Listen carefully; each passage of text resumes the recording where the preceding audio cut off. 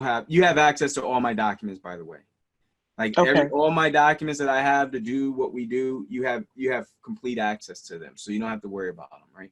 So if you Mhm. see me using something, you don't have to say, do I have access to that? Yeah, you have access. All you got to do, if when you need it, you're going to get it. Okay.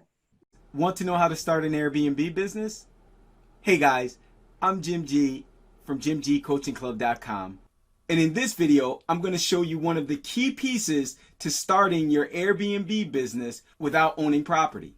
In fact, I'm going to let you listen in on a conversation that I had during one of my rental arbitrage and Airbnb passive income strategy sessions with one of my Airbnb Accelerator Academy students, Susan, who after this meeting went out and got her first Airbnb passive income property in just 24 hours. So if you watch, you'll be able to copy my Airbnb playbook and get started with your own Airbnb to easily go from $0 to making between $1,500 and $15,000 per month of passive Airbnb income without experience and without owning property.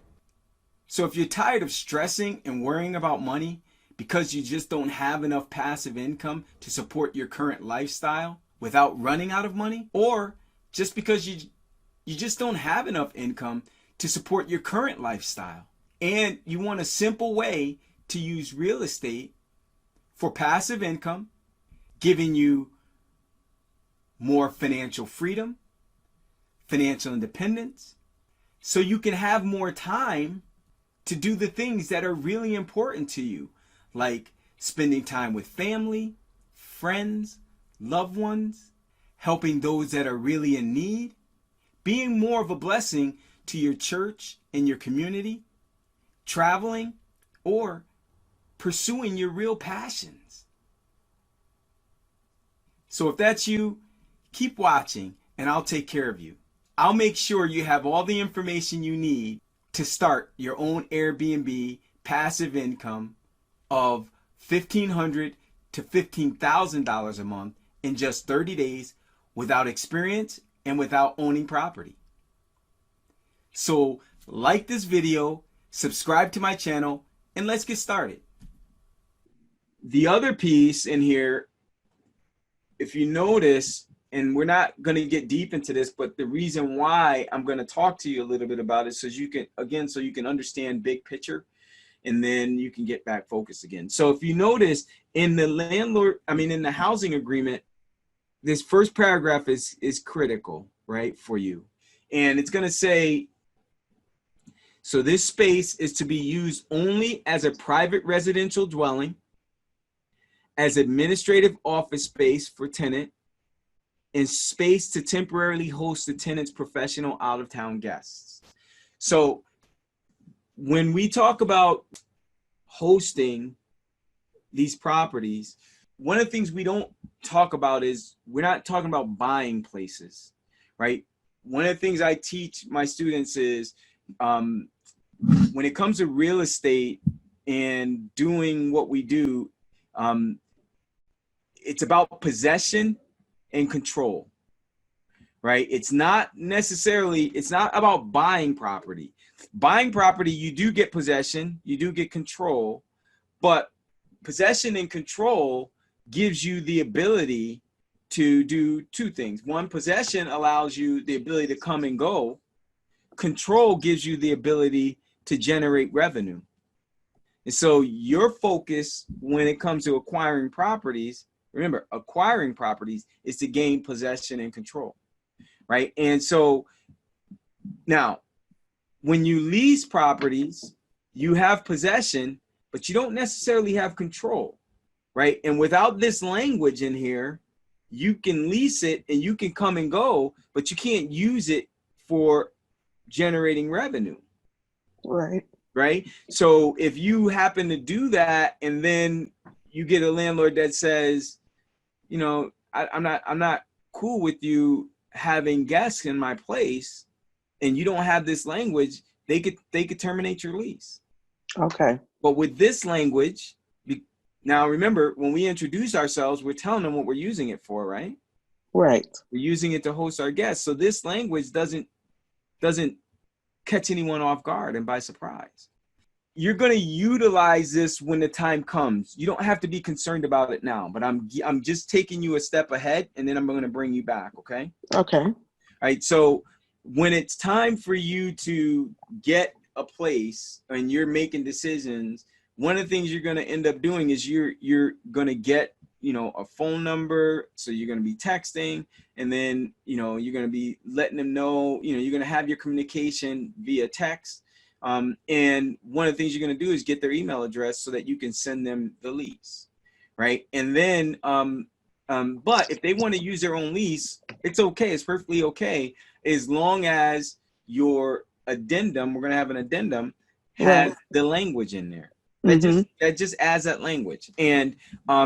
And so it says as a private residential dwelling. So you want them to know that you're not trying to commercialize their place. It's going to be a residential dwelling. It's going to be a private dwelling.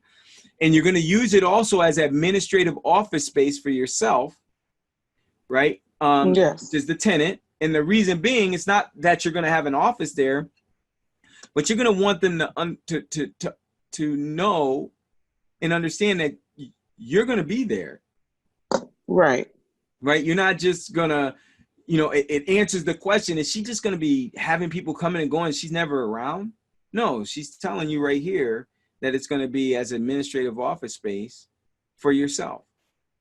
Right. So, and what that means is basically, you'll be coming, you'll be coordinating with people to get it cleaned, or you'll be cleaning yourself.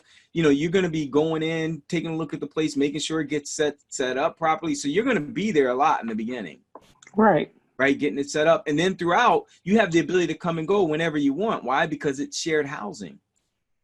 When someone is there, you don't have to stay away. You can go in if someone's there. You just can't go into their private rooms. Right. But the living room is shared, dining room is shared, bathroom shared, kitchen shared. You can go in all those spaces. Right. So you're going to come and go whenever you want. So you have that control. Right. And you want them to know that. You're not going to explain it that way. This is all you're going to say. You're just going to have administrative. You're going to use all the place also for administrative office space. You need some space, right? And to temporarily host your professional out-of-town clients and guests.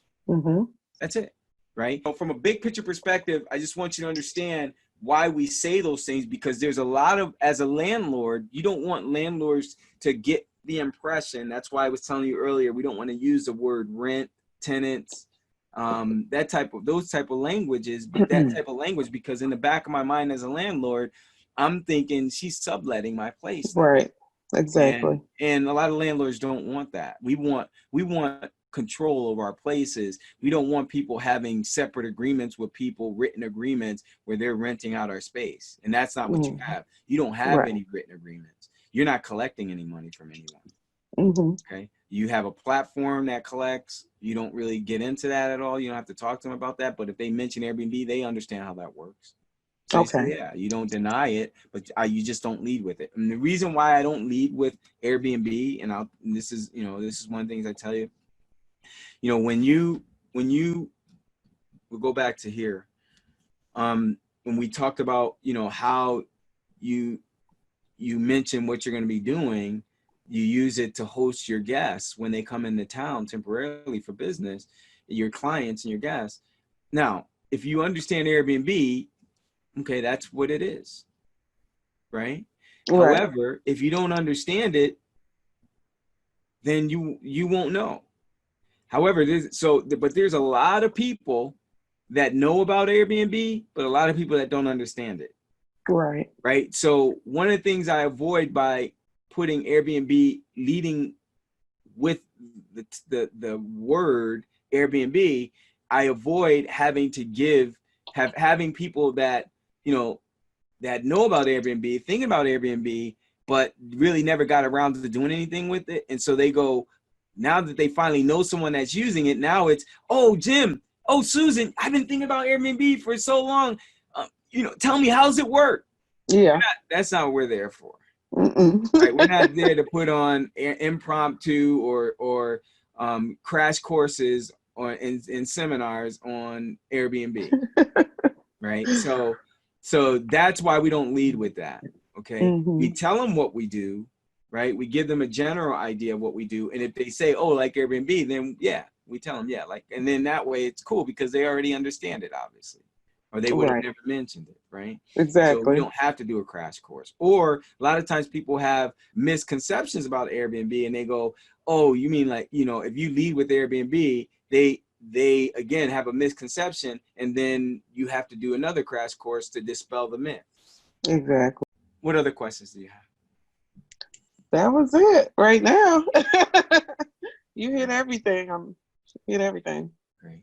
So so let's get those out. Let me know what your Okay. results are, and then we will um before you get out to your first appointments, we're going to meet again and Okay. go through what you need to be doing for your appointments. Okay. Yes. Wonderful. Wonderful. Yes, it is. So how did you like being a fly on the wall in that strategy session? If it added value for you, type "needed that" in the comments below. Needed that in the comments below. In part 4 of this Airbnb rental arbitrage strategy session, you'll also see how we use my win-win principles to get the landlords to want us over all other tenants inquiring about their places and offer us all their other rentals as well. And you'll also see Susan's results 24 hours after implementing what I taught her. So I love this Airbnb passive income rental arbitrage strategy because it's 1, predictable, 2, reliable, and 3, very scalable. So you don't have to worry about money anymore. Airbnb is not just for retired moms like Susan. Airbnb is for college students, or you can do Airbnb without college. I also recommend Airbnb Income for wholesalers, Airbnb for military, and Airbnb for millennials. But regardless of what category you fall into, you can have the same Airbnb success that my other students have. You just need a desire to get started, the ability to follow my simple steps, the right success mindset, and a real burning desire to quickly build your own Airbnb passive income. If you can follow simple directions and can carve out 20 to 30 minutes a day to get started with Airbnb ASAP, type yes in the comments below. And if you've watched this far, I'm going to assume that you're really serious. So I'm also going to encourage you to watch my other video cheat sheets that'll give you more details on my win-win principles, how to get started, and to see my other Airbnb student success results. Many who started with 0 and no properties got their first Airbnb property in less than a week and generated thousands immediately without owning, by simply following my steps. So download the cheat sheets and watch the other videos. If you want simple ways to use real estate for passive income to give you more financial freedom, financial independence, and or to begin building wealth. Or if you just don't have enough current income and it's causing you to lay awake at night with constant worry and constant longing to do what you know deep down inside you should be doing, like spending more time or quality time with your family, friends, loved ones, being able to better help those who are really in need, and support your community and your church, or just really having the time to pursue your real passions and your life's vision. But you can't because your time is dominated by something else that's helping to pay the bills, then I recommend you download my free Airbnb Getting Started cheat sheet to get started by copying and implementing my simple steps today. Or if you don't want to be bouncing around from video to video, piecing everything together, then register to attend my free online 1-hour Airbnb Empire Masterclass and apply to become one of my Airbnb Accelerator students like Susan, so I can personally work with you, handhold you through the process, and give you everything you need to help guarantee your success. After you complete the application, you'll be able to schedule a live video one-on-one strategy session with me to go over your application. I'll spend about an hour with you. I'll be looking at your current situation. We'll be talking about where you want to be. I'll be learning your big why to see how I can best help you and to see if we're a good fit. You can register for the masterclass and download the Getting Started cheat sheets by clicking the link in the description below. Also, if you enjoyed what I shared with you in this video, please subscribe to my channel and click the bell below to be notified when I publish new videos. If you got real value from this video, or you know someone who can benefit from what I shared with you, you can be a blessing by liking and sharing the video. In fact, screenshot my image. I'll pose for you. I'll pose. So screenshot my image, post it with my video link on social media, and send me the link to your post. If you do that, I'll mention you in my group comments, and I'll connect with you as well. So with that said, I want to thank you for watching and allowing me to be a part of your future success. I don't take it lightly. And as always, God bless you, and I'll see you in the next video.